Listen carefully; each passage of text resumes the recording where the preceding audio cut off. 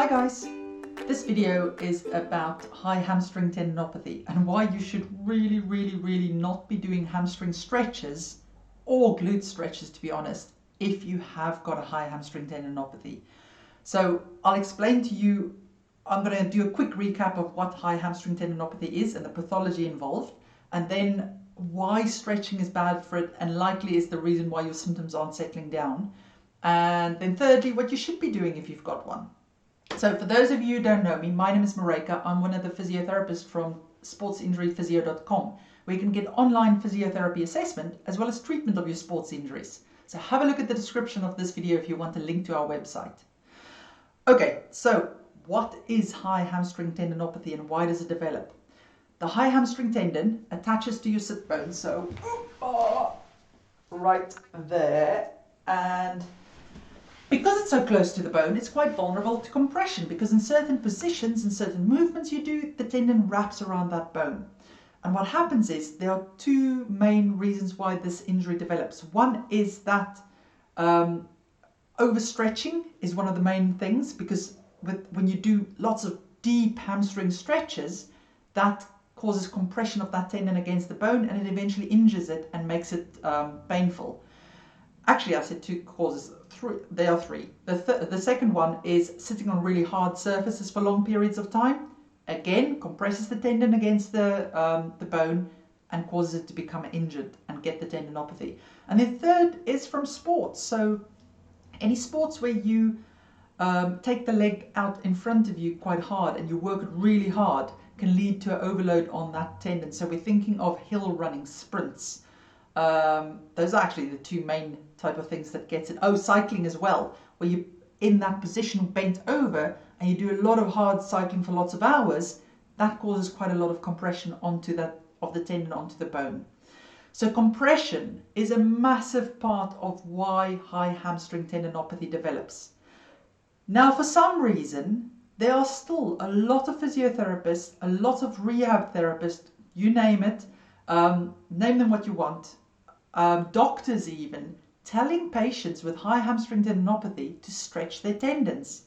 And it just makes it so much worse. The poor patients I see often come to me saying, I've been so diligent stretching my tendon, but it's just getting worse and worse and worse. And then you listen to them, and for 3 months, they've been stretching the living daylights out of the tendon because they've been told to do that. But all it does is it wraps that tendon around the bone and it just increases the pain you feel from it. So it can make the injury worse because remember, overstretching and compression is part of the injury process. But also, it's just like poking a bruise the whole time. So it becomes super sensitive. And it's amazing to see how quickly their pain levels comes down when they stop doing those stretches. The other type of stretch is not just hamstring stretches that does that. I also find that any of the glute stretches, so typically your figure 4 stretch, like, so to get it, just make it clear, a hamstring stretch is anything where you take the leg up and bring it back. So that would cause it to strain there, but it's also the same thing. A hamstring stretch is anything where you lean forwards with it, whether you put your leg up and lean forwards, or standing leaning forwards, or sitting leaning forwards, anything that has the leg out in front of you while you're leaning down causes that compression. Now for glute stretches, the typical one people tend to do is figure 4 stretch, like this. Now actually that stretches the higher hamstring just as much. Same thing for anything where it crosses over, because of where it attaches, that can cause it to compress and be painful. So if you're doing any of those type of stretches, do stop doing them for a while and just see how it goes, because all of those things I've seen in the past really aggravates it. But definitely the hamstring stretches, just don't do them. You do not need them. Yes, it can feel tight in that area, but that tightness is because of the injury. It's not because of true muscle tightness.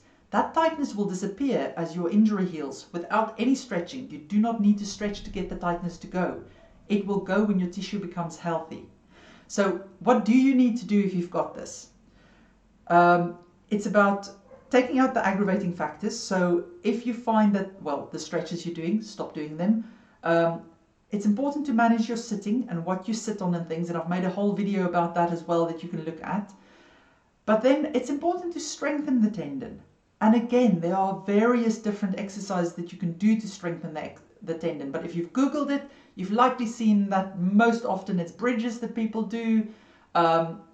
Yes, and that works for a lot of people, but there's different types of bridges to do. So some people can only start with bridges feet on floor, others need to start with them on high, others can't do bridges because bridges makes it feel worse. They've got to start with other exercises.